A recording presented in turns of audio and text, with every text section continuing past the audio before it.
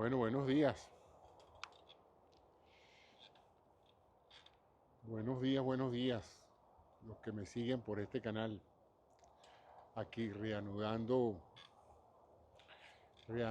mis conversaciones diarias en movimiento, conversando en movimiento, que es el nombre de esta serie de episodios que estoy realizando en mi canal de YouTube.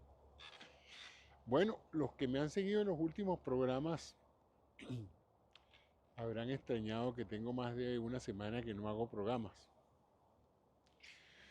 Eso tiene dos razones. Una, que me enfermé, ¿sí? Antes de las elecciones, el día 4 de noviembre, caí con una gripe, con un catarro que tenía todas las características de estarse comportando como una gripecita o como una gripe, ¿no?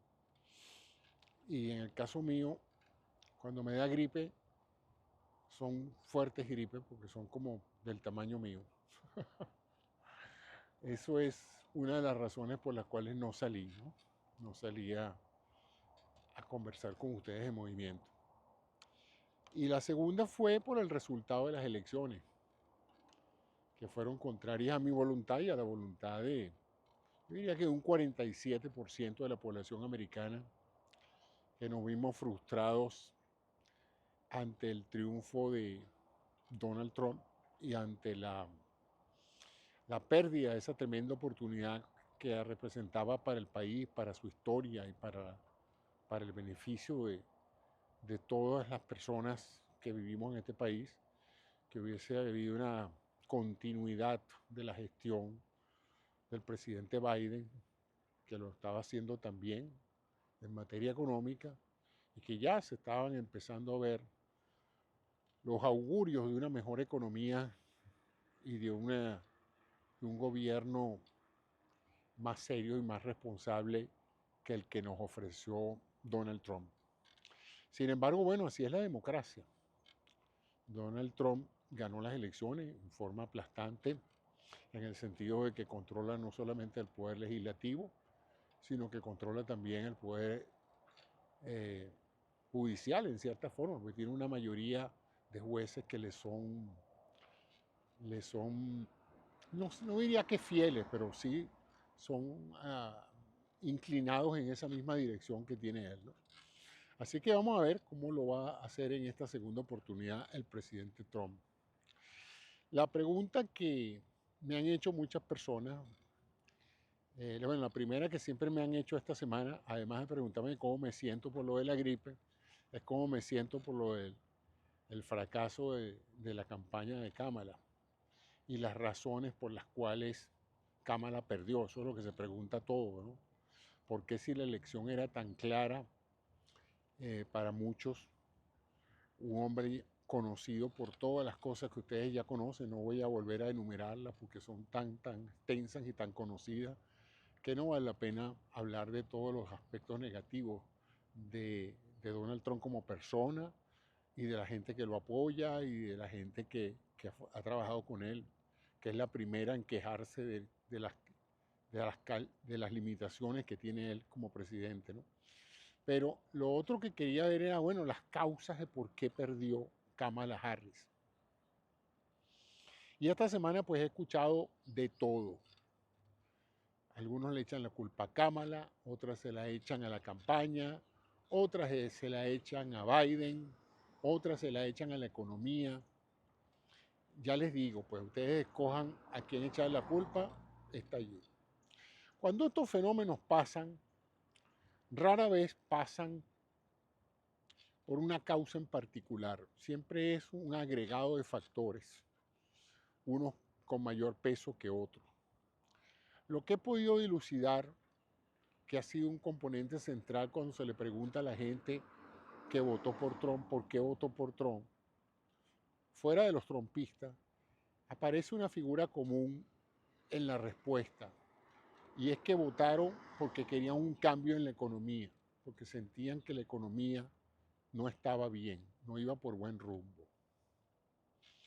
Lo cual representa una respuesta interesante porque todos los economistas del planeta aprecian que la economía americana es la más sólida de los países desarrollados y por lo tanto del mundo, y está en su mejor momento.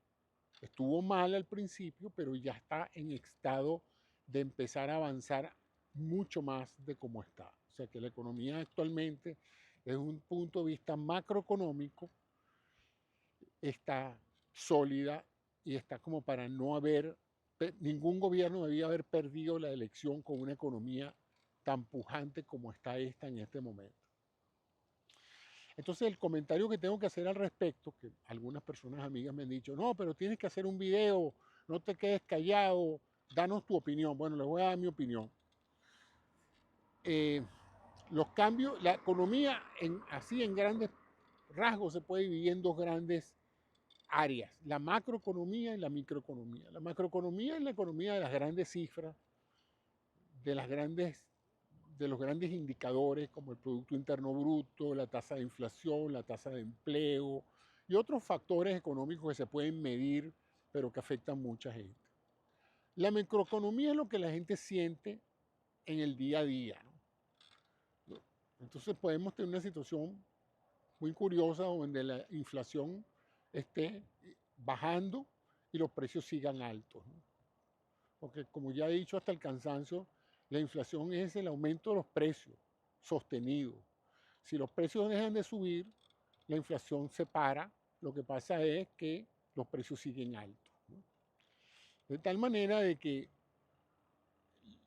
esa sensación que tiene en el bolsillo la familia americana en estos últimos 4 años, sin duda alguna, que lo sentimos todos. Yo también, yo cada vez que voy al supermercado y le comento a mi esposa lo mucho que estamos gastando en el mercado necesario para vivir, es llamativo.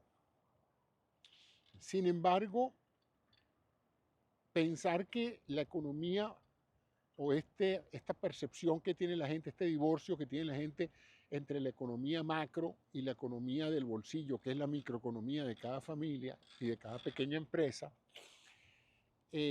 no, a mi juicio, es lo que representa la razón por la cual mucha gente votó por Trump en vez de votar por Kamala. Por Trump se suponía que iba a votar la gente que ama a Trump, eso está claro. Y por Kamala se suponía que iba a votar tres grandes contingentes.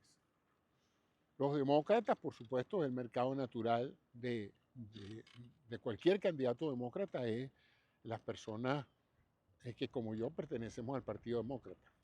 Pero ninguno de los dos partidos gana las elecciones solamente con la gente del partido. La gente gana las elecciones con los independientes, con las personas que en un momento dado pueden optar por votar por uno o por otro de acuerdo a su conveniencia o abstenerse de votar, lo cual termina también resultando un problema. Porque entonces mucha gente con la cual uno cuenta que va a votar por un candidato puede no hacerlo. Ahora, en el marco de todas estas conversaciones y programas de televisión que ustedes verán apuntando el dedo a uno o a otro culpable, yo les voy a ofrecer mi propia percepción de lo que está pasando. Se hablaba también de que todos los partidos que estaban eh, eh, posterior a las pandemias en las reelecciones no fueron reelectos, porque evidentemente la pandemia dejó a muchos países en muy malas condiciones económicas. Eso afectó la popularidad de los partidos que estaban en ese momento en el gobierno, y cuando les tocó las elecciones, pues la gente le aplicó el castigo pensando que la culpa fue de ellos por no retornar a una economía pre-pandemia, ¿no? Es interesante que mucha de la gente que dice que la cosa estuvo muy buena durante el periodo de Trump, se olvidan de que la mitad del periodo de Trump estuvieron en su casa metidos en una pandemia, ¿no? O sea que yo no sé qué recuerda bien de la gente de un periodo presidencial donde mucha gente estaba temerosa de su vida y temerosa de perder sus empleos, o muchos perdieron sus empleos. O sea que es interesante el fenómeno de cómo la gente recuerda las cosas, ¿no? Que la gente dice, me fue muy bien durante la época de Trump, y dice, pero esa fue la época de la pandemia. Sí, pero a mí me fue muy bien.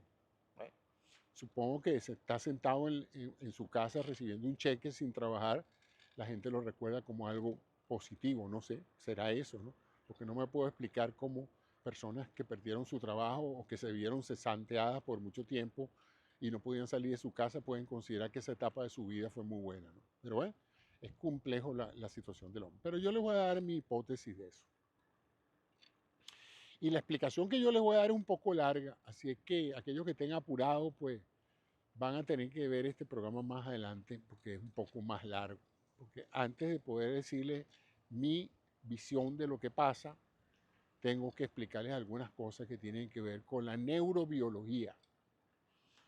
Y yo creo que la razón por la cual mucha gente votó por Trump es fundamentalmente por cómo funciona el cerebro humano, la neurobiología. Entonces voy a adelantarles un poco esto. Fíjense, el cerebro humano y el cerebro de casi todos los animales superiores se formó a partir de cerebros muy pequeños, de unas pocas células. Y a partir de que los órganos y el proceso evolutivo fue creando nuevas especies a partir de mutaciones, ese sistema de control que llamamos cerebro, que controla todo, fue creciendo. Y podríamos entonces hablar de tres capas que tiene el cerebro, tres etapas del desarrollo de un cerebro, entendiendo el cerebro humano como el más desarrollado por sus funciones. Fíjense, la primera etapa fue la etapa en la cual el cerebro de un organismo velaba por su condición basal. ¿Qué es su condición basal? Mantener el organismo vivo.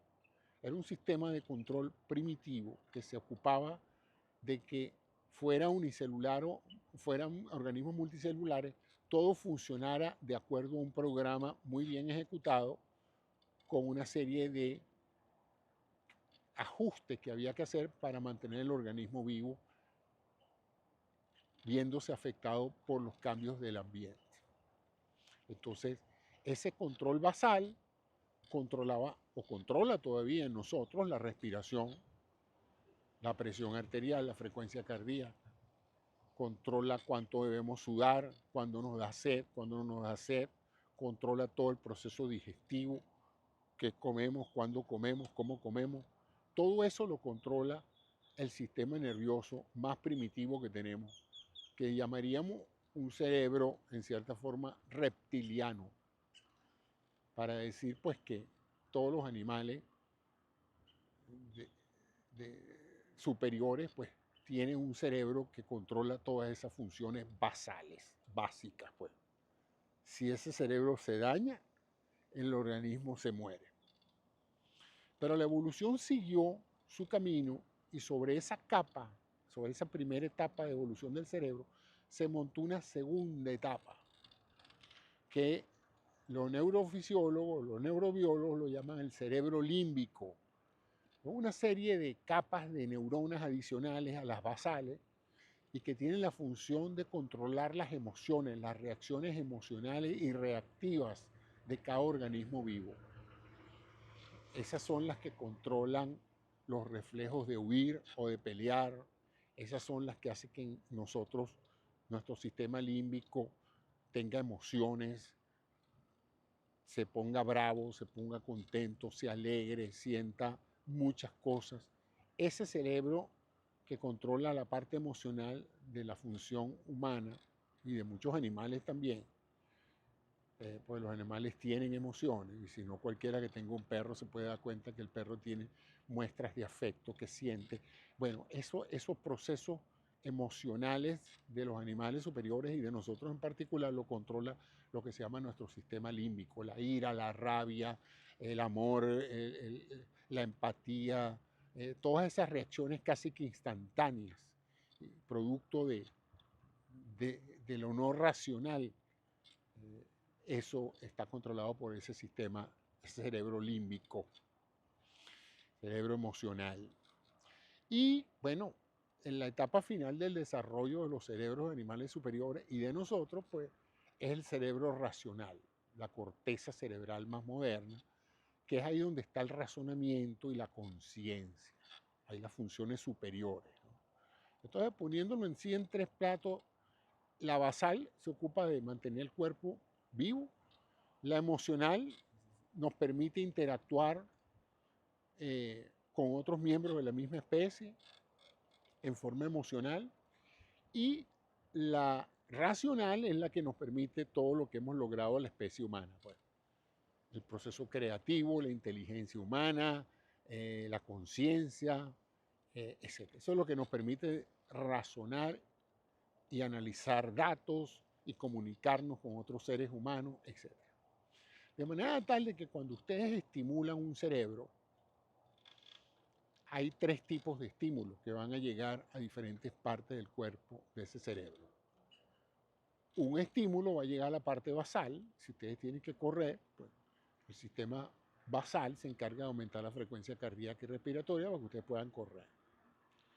Si ustedes están corriendo un maratón, pues entonces la parte emocional entra en funcionamiento y se produce un estímulo enorme de euforia, de entusiasmo, de lograr metas. Uno se emociona porque está corriendo por su país en las Olimpiadas. Uno está pendiente de la gente que le está sonriendo en la vía.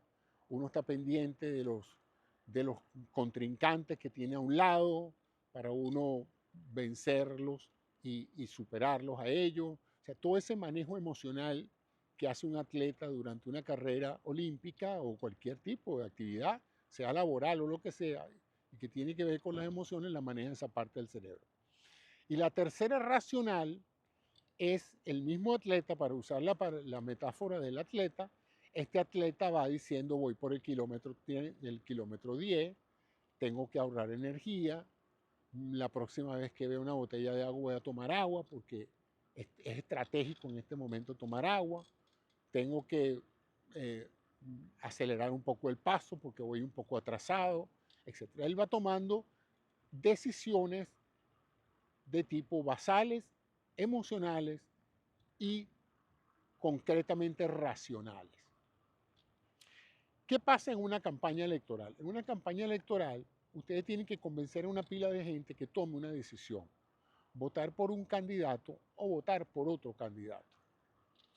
De esta manera, pues ustedes van a estimular a esa inmensa masa de votantes a que tomen una decisión que los favorezca a su candidato en particular.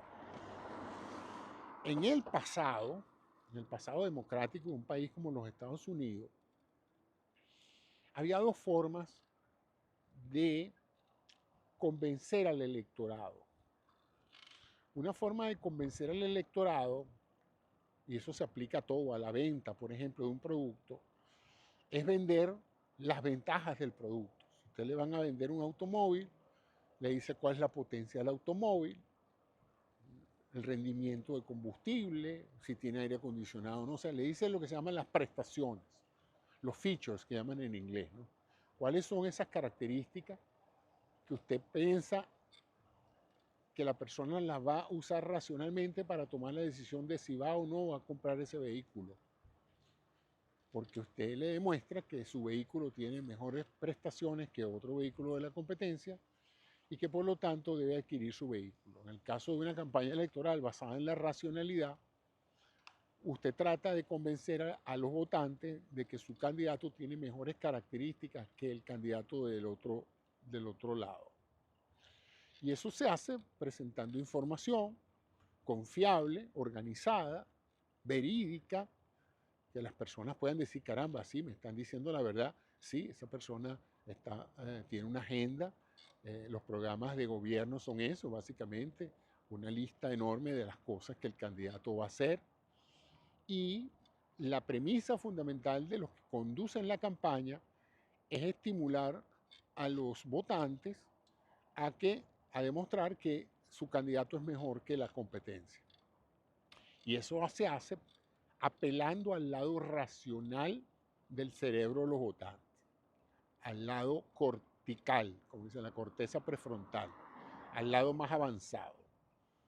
Como que si yo le dijera a una persona que quiero que se case conmigo, le digo: mira, tú tienes que casarte conmigo, porque yo soy una persona así, así, asado. Le doy todas mis ventajas, le digo que soy un mejor candidato que el otro pretendiente que tiene, y mi esperanza es que ella use su razonamiento para decir: caramba, de verdad que como que si me conviene más casarme con José Antonio, porque evidentemente tiene más cosas a su favor que el otro candidato.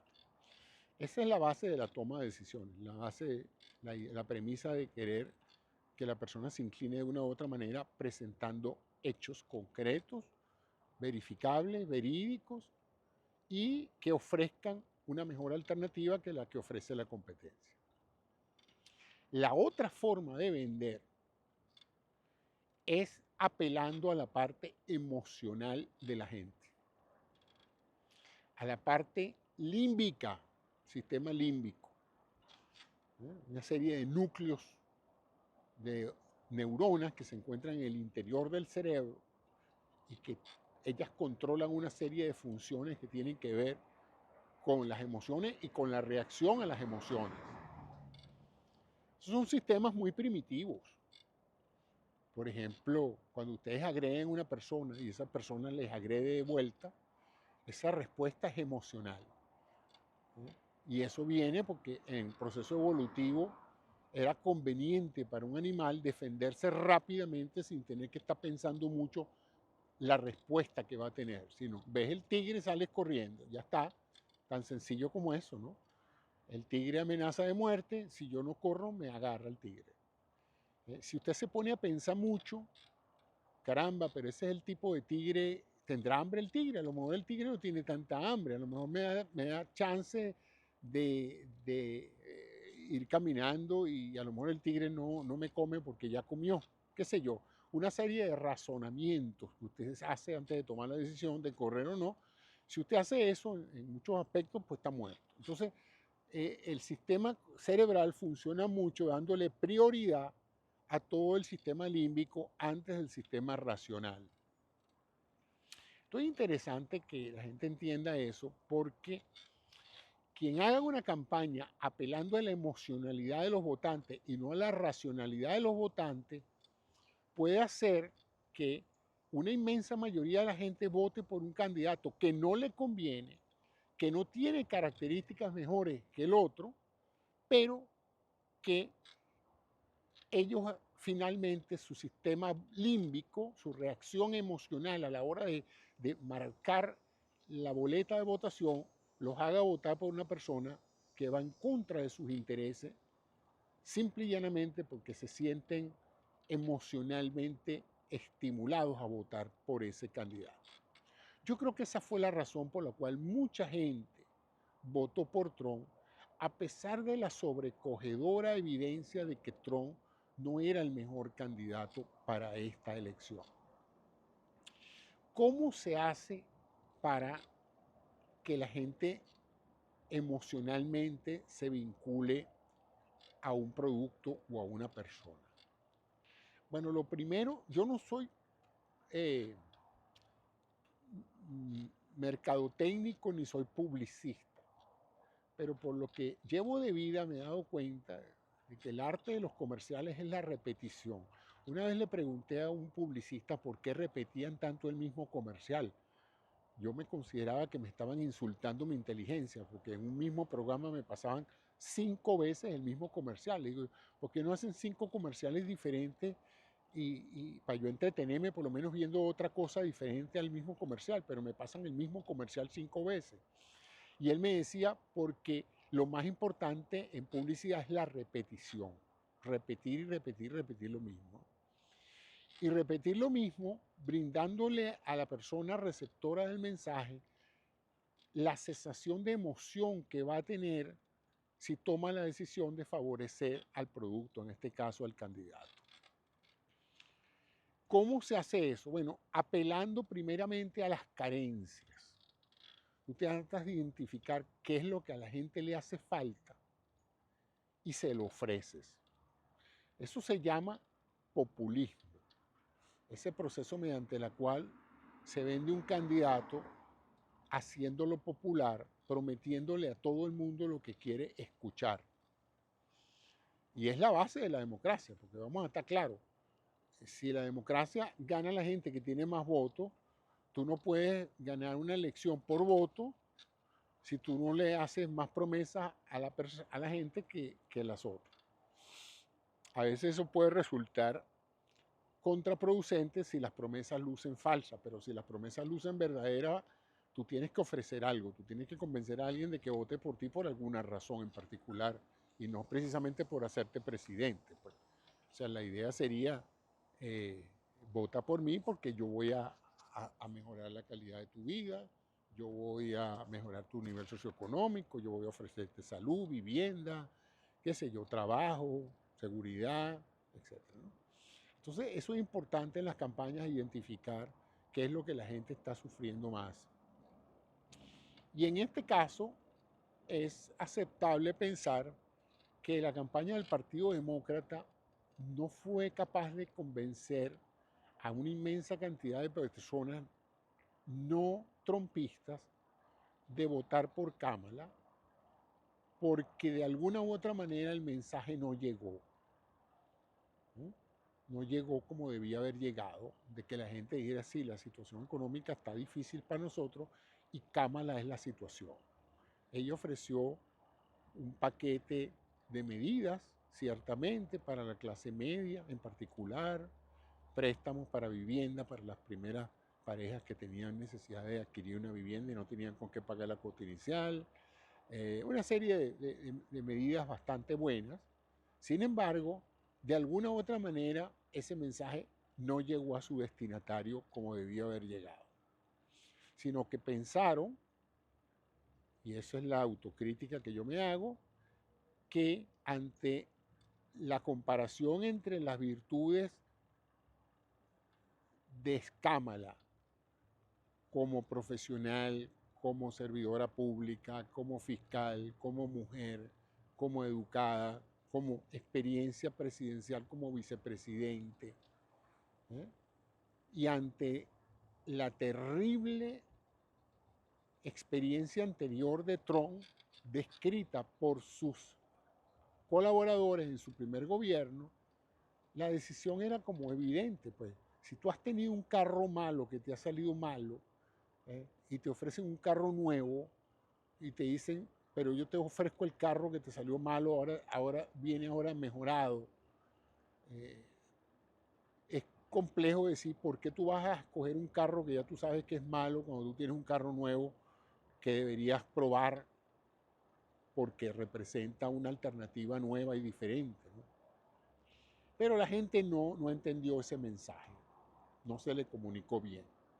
Sin embargo, hay otro factor importante y es que hay dos tipos de hacer campañas electorales o venta de productos, porque es interesante el paralelismo que hay entre una campaña política y la venta de un producto, ¿no? Tú puedes vender producto en positivo o en negativo. El positivo es esencialmente cuando tú le dices a alguien las virtudes que va a tener ese producto para esa persona y lo convences de que es en su interés tomar esa decisión. El vender en negativo es indicarle a esa persona todo lo malo que le puede pasar, todos los peligros que va a tener si no toma la precaución de comprar el producto. En el primer caso se apela a la sensación de bienestar que da la idea de un futuro mejor. En el segundo caso, en el caso del miedo, tú apelas a uno de los sentimientos más fuertes que tiene cualquier individuo humano, que es el miedo, porque el miedo tiene una preferencia en la atención humana. El sistema nervioso central le presta más atención a las noticias malas que a las noticias buenas. Por una muy sencilla razón, nadie se muere por ignorar una noticia buena, pero tú sí puedes perecer o perder la vida si ignoras una noticia mala que has debido haber sabido. Si viene un buen día de sol, bueno, que tú te enteres o no, no importa. Pero si viene un huracán y tú no estás pendiente, ese descuido te puede costar la vida. Entonces, en este caso, Trump y sus diseñadores de campaña hicieron lo que se llama una campaña de miedo.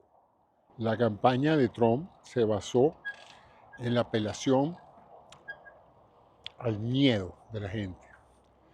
Miedo a los escenarios que creó Trump y que sembró una y otra vez a través de su grupo de personas que lo siguen, pero también a través de una serie de medios de comunicación que, en mi opinión, hicieron una sobreoferta de los mítines y de las propuestas de Trump. Porque el problema en esta elección es que Trump se transformó en noticia. No hay mejor propaganda para un negocio que cuando el producto se transforma en noticia. Incluso hasta en noticia buena o mala. Porque según dicen los publicistas, que mencionen tu nombre bien o mal es positivo. Peor es que no lo mencionen. Hay un caso histórico famoso que fue el caso de Tylenol. A los que no se acuerdan, Tylenol, que es una de las versiones comerciales del acetaminofén, hace una cantidad enorme de años, estaba yo llegando aquí a los Estados Unidos, aparecieron una serie de botellas que tenían en la cápsula de Tylenol, tenían cianuro. Eso produjo la muerte de varias personas. Por cierto que no recuerdo que eso se haya aclarado quién fue el responsable, porque no fue una sola botellita en una sola farmacia, sino fueron en múltiples situaciones. Lo cierto es que hubo un pánico de inmediato y en todo el país se retiraron de las araceles de los supermercados todos los Tylenol de todo tipo.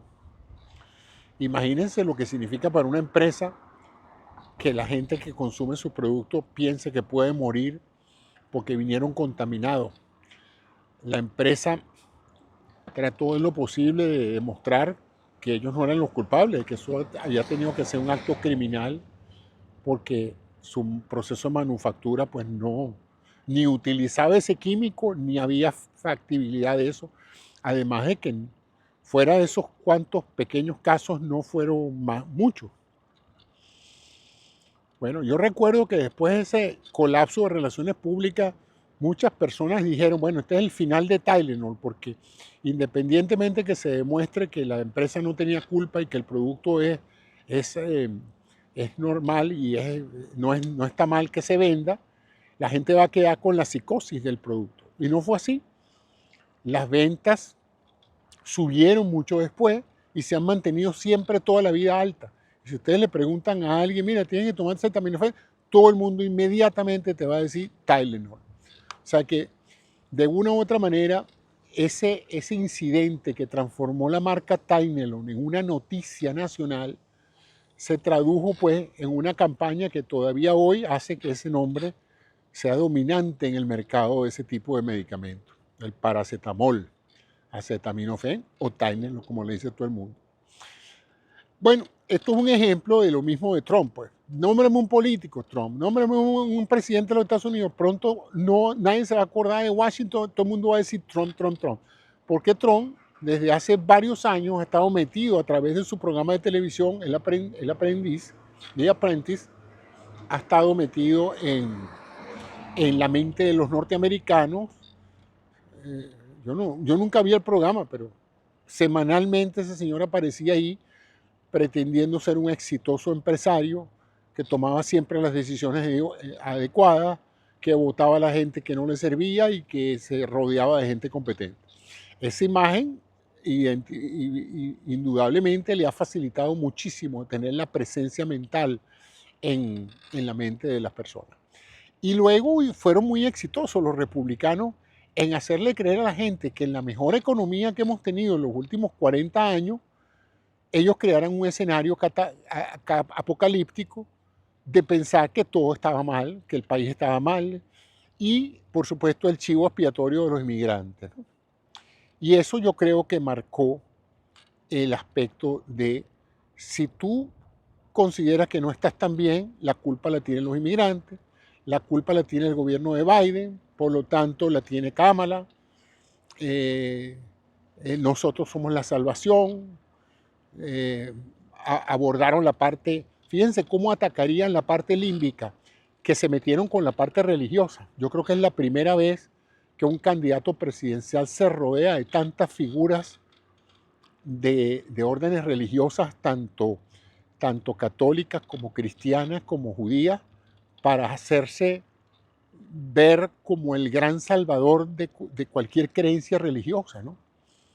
Entonces, yo creo que ese fue el éxito. La gente, ante la duda y ante el esfuerzo mental, por la flojera mental de evaluar las características de Kamala y el equipo humano que podía traer Kamala al gobierno, pensaron que, mira, a Trump ya lo conocemos, Trump me dice que esto está muy mal y él me promete que lo va a cambiar. Tengo la sensación de que su gobierno fue muy bueno, cosa que no es. Tengo la sensación de que la economía está muy mal, cosa que no está. Tengo la sensación de que la criminalidad está altísima, que tampoco está. O sea que fíjense cómo a partir de una mentira repetida 1000 veces se logró convencer a vastos sectores independientes de que Trump era una mejor elección. Otro aspecto interesante que ha sido comentado en los programas ha sido el por qué muchos grupos humanos que uno pensaría racionalmente, corticalmente, que deberían votar por Kamala, por ejemplo, la población negra, afroamericana o negra, de color negro, en virtud de que Trump se ha manifestado siempre y tiene un perfil, un prontuario racista de toda la vida, ¿no? Y se ha rodeado de personas racistas, blancos nacionalistas. Eso ha sido siempre un endoso que ha recibido Trump de esos grupos. Y uno pensaría que masivamente la población afroamericana iba a votar por Trump. Pues no fue así. No fueron todos, pero sí en algunas áreas tengo entendido que no debería haber habido votos de Trump y los hubo. Y no los hubo de personas de su partido, los hubo de personas afroamericanas que cayeron en el mar de mentiras y pensaron que realmente Kamala no iba a representar realmente un beneficio para las minorías, sino que iba a ser una continuidad de la, entre comillas, mala administración de Biden. Fíjense para que ustedes vean cómo se puede torcer la realidad. Un poco lo que nos pasó con la guerra del Golfo, que nos convencieron a todos de que Irak tenía armas de destrucción masiva y salimos todos a apoyar una guerra que terminó siendo un desastre, no solamente para las miles de personas que han muerto de lado y lado, sino para el prestigio de los Estados Unidos como país. Bueno, entonces sí, se puede engañar a la gente y hacerla tomar pésimas decisiones. En el programa anterior les hablé de cómo una nación podía cometer un suicidio. Y retomando esa metáfora, sí, pienso que ya mucha gente debe estar preguntándose, pero ¿qué decisión tomamos? ¿Por qué hicimos esto? Ahorita que estamos en el proceso de nominación de candidatos para las diferentes administraciones de secretaría del gabinete de Trump, estamos viendo personas, pero descaradamente descalificadas para esas posiciones, que amenazan con cambios drásticos a la manera en que la administración de los Estados Unidos ha funcionado anteriormente.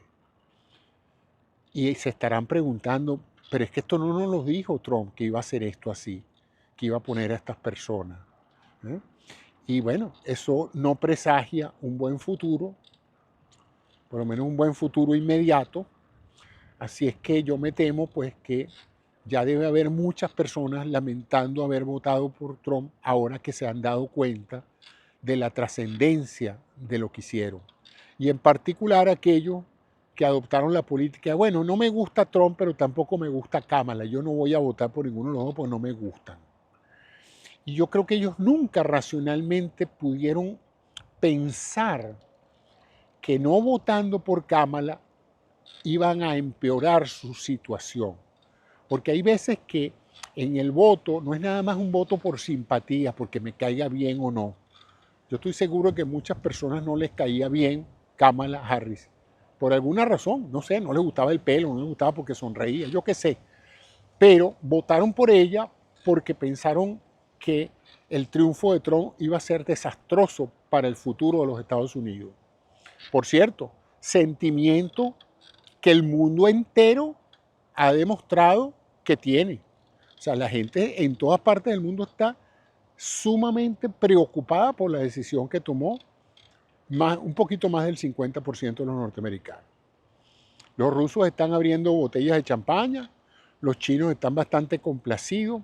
Y yo siempre he pensado que cuando los enemigos naturales de uno, o por lo menos los competidores de uno, están sonriendo y festejando, es motivo para que uno se preocupe, porque por algo están tan contentos, ¿no?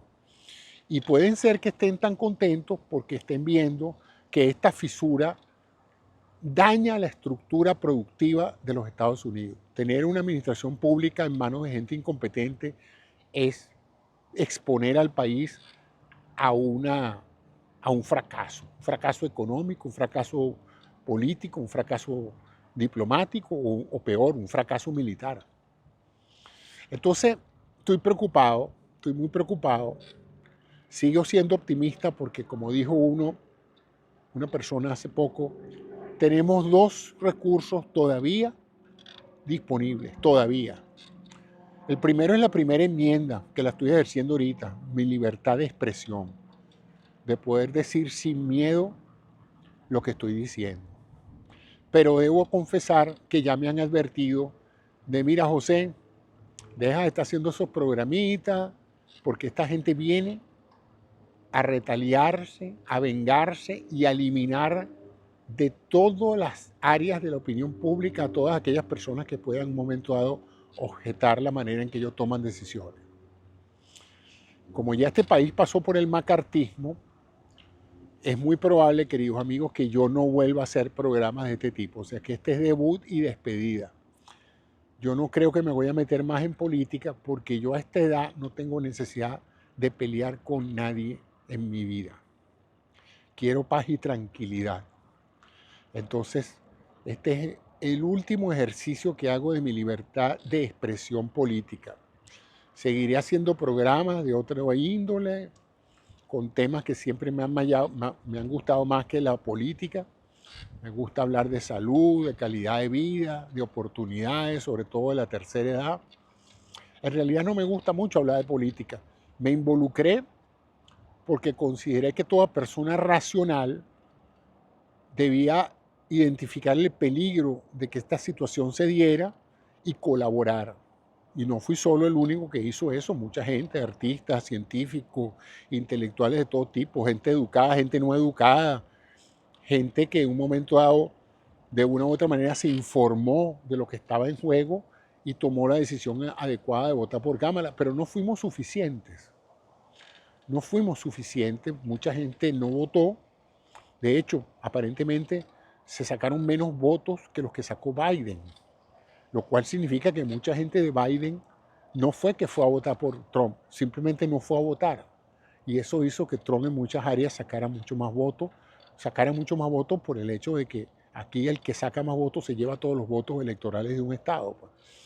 Entonces, es un momento penoso para la democracia americana ver, como dicen, que ganaron los menos competentes, que ganaron los que sembraron el miedo, que ganaron los que mintieron, los que engañaron, los que usurparon y los que quieren venir a tomar el poder para abusar del poder. Vemos conflictos de intereses brutales como los que tiene Elon Musk, que ahora aparentemente va a ser una suerte de vicepresidente de los Estados Unidos, junto a Trump, saltando y brincando. Peligrosa esa combinación política del hombre más poderoso del mundo junto al presidente más poderoso del mundo con armas nucleares. Ahora no solamente tenemos a un Elon Musk que lanza cohetes, sino tenemos un presidente que tiene armas nucleares y un Elon Musk que no solamente los lanza, sino que controla mucho del internet espacial que tenemos ahorita. O sea que estamos expuestos a una oligarquía corporativa muy peligrosa, con un conflicto de intereses donde todo hace pensar que aquí un grupito, porque ni siquiera es el sector comercial o el sector empresarial, no, un grupito de corporaciones van a tener un poder excesivo sobre cómo el Estado gasta su dinero y la inmensa mayoría de los ciudadanos van a ser los menos solicitados o involucrados en las decisiones, porque aquí la gente que vino a tomar el poder vino a hacer negocio, business, business personales, business corporativos. Para eso hicieron sus donaciones a la campaña, su candidato ganó y a eso vienen. Entonces eso me preocupa porque eso fue lo que nosotros vimos en Venezuela y se ha visto en otros países. Dentro de 2 años, para los que no conocen este sistema, tenemos elecciones parlamentarias. En este momento todo me hace pensar que los republicanos controlan no solamente la Casa Blanca, sino ambas cámaras del Congreso, la Cámara de Representantes y la Cámara del Senado, además de que tienen una suerte de favoritismo en la Corte Suprema. Si alguno de los miembros de la Corte Suprema se enferma o decide retirarse, pues va a estar Donald Trump en capacidad de llenar la Corte Suprema de jueces conservadores. No tengo nada en la mano de jueces conservadores, mientras no tengo nada en contra de jueces conservadores, mientras lo de conservadores no sea simplemente jueces que aprueban siempre lo que el presidente quiere, ¿no? Porque eso es una crisis institucional terrible. La gran virtud del sistema político americano es los chequeos y los balances. Un poder controla al otro. Si nosotros vamos a tener un Trump que lo que se le ocurra, lo que le pase por la cabeza a él o a Elon Musk, lo aprueba el Congreso, lo aprueba el Senado y lo ratifica la Corte Suprema, estamos muertos aquí porque entonces no tenemos un presidente. Vamos a tener un dictador, un rey, un faraón, un shah. ¿Eh? Cosa que nunca se ha tenido un presidente que tenga semejante poder sobre los otros poderes, ¿no? Nos defiende, como dije, el texto constitucional y nos defiende la libertad de expresión. Y hasta eso tengo entendido, o porque así lo ha dicho él mismo, que él le va a poner coto a la libertad de expresión.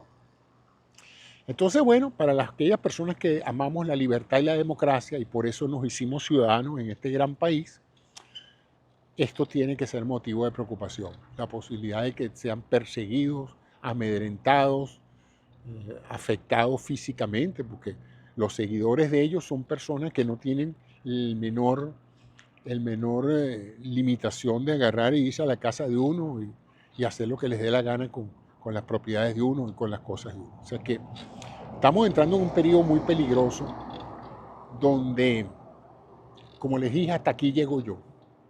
Ya yo dije lo que tenía que decir. Todo el mundo sabe mi inclinación demócrata. Y bueno, ¿qué más tendré que hacer? Si me veo perseguido políticamente, bueno, tendré, no sé, que irme a dónde, a Venezuela.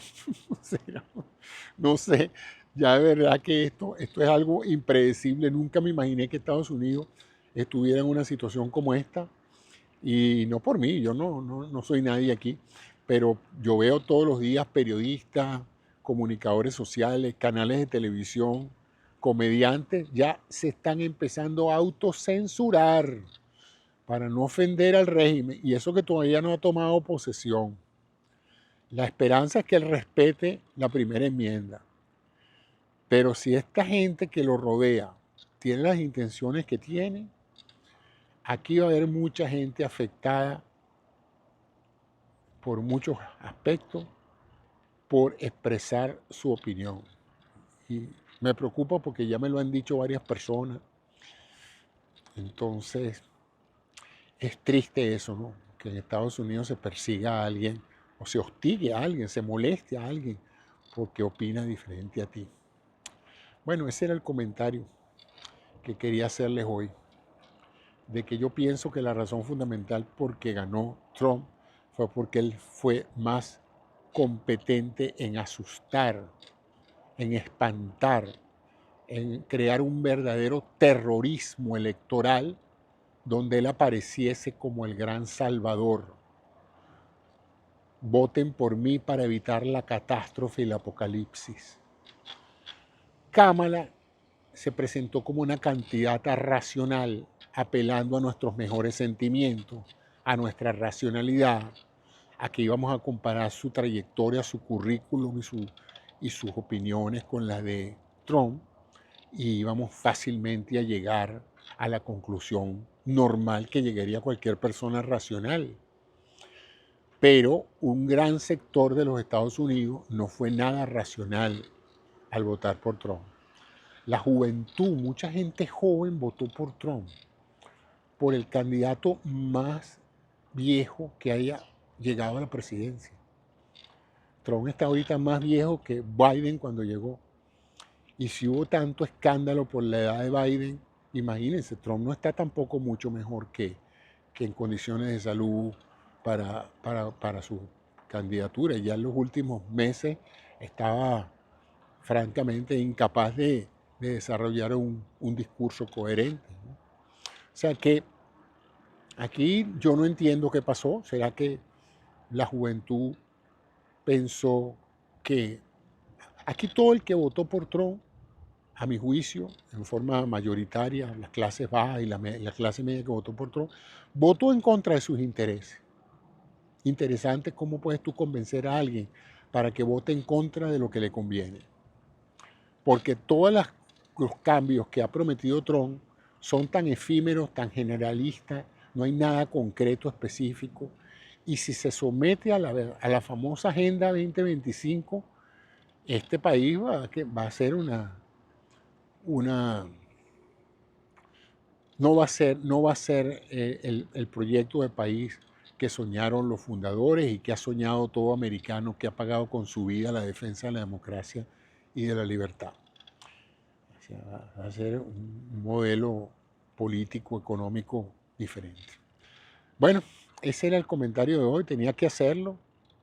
No sé qué consecuencias tenga, a lo mejor me arrepienta en un corto plazo de haber hablado con ustedes hoy de esto. Pero bueno, hay veces que uno tiene que tomar ciertos riesgos en la vida. Los tomé cuando salí de mi país, los tomé como cuando adopté otra ciudadanía, los he tomado toda la vida y los seguiré tomando. Todo tiene en la vida un riesgo, ¿no? Yo no creo que los trumpistas tenían por qué preocuparse de que ganara Kamala, pero no entiendo por qué ahora tanta gente preocupada porque ganó Trump. Pareciera como que la amenaza es más real de lo que yo pensaba. Se van a liberar delincuentes que cometieron delitos, se van a perdonar, se va a reescribir la historia del ataque al Capitolio, se va a perseguir a republicanos que tuvieron la valentía de oponerse a Trump.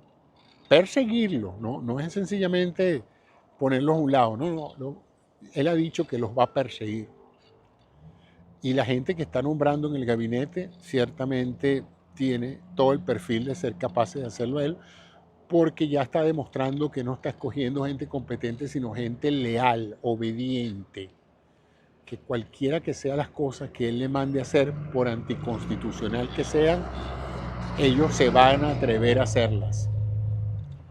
Así es que, bueno, amigos, eso es esencialmente para los que me siguen de otros países, porque los que están aquí, pues verán la televisión y nada de lo que yo les estoy diciendo les parecerá novedoso ni interesante. Pero sí, toda esa inmensa cantidad de personas que yo escucho en los noticieros internacionales que se preguntan, pero ¿qué pasó en Estados Unidos? ¿Qué hizo el pueblo americano? ¿Cómo es posible que se haya reelegido un candidato con ese perfil, con esa trayectoria de gestión tan bizarra? ¿Qué le pasó a esta gente?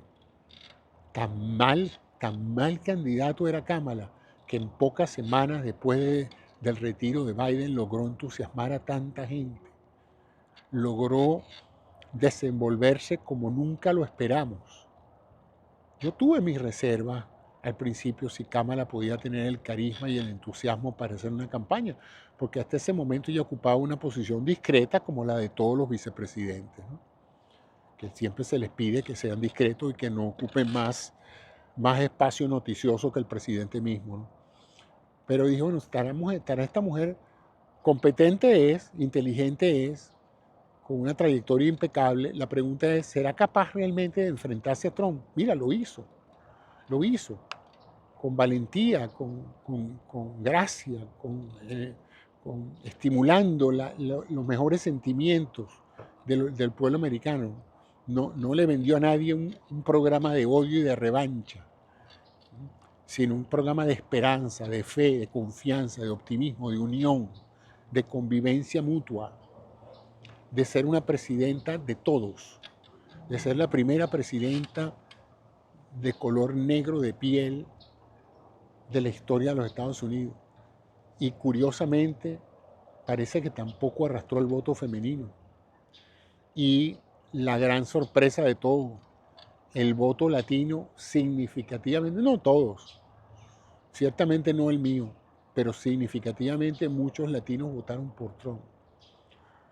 Un candidato que los ha humillado, nos ha humillado, nos ha llamado de todo, nos ha dicho que venimos aquí a este país a envenenar la sangre de los norteamericanos, de los estadounidenses. Todo eso dijo Trump. Y aún así fueron y votaron por él. Porque es un hombre fuerte, se va a poner orden, ese sí va a resolver el problema y sobre todo va a votar a todos esos inmigrantes delincuentes. Parece que no escucharon bien el mensaje, porque no solamente iba a votar los delincuentes ya los estaban votando desde hace tiempo. Va a votar a todos los ilegales.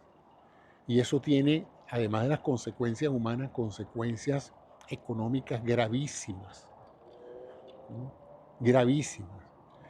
Y todos aquellos que creen que porque tienen sus papeles en regla o tienen ya su ciudadanía, no van a ser de alguna u otra manera tocados por este proceso que se va a instaurar de deportación masiva, que se preparen cuando les toque la puerta a la policía para pedirle sus papeles, porque un vecino los escuchó hablando español y llamó a inmigración para decirle, yo creo que mi vecino es ilegal.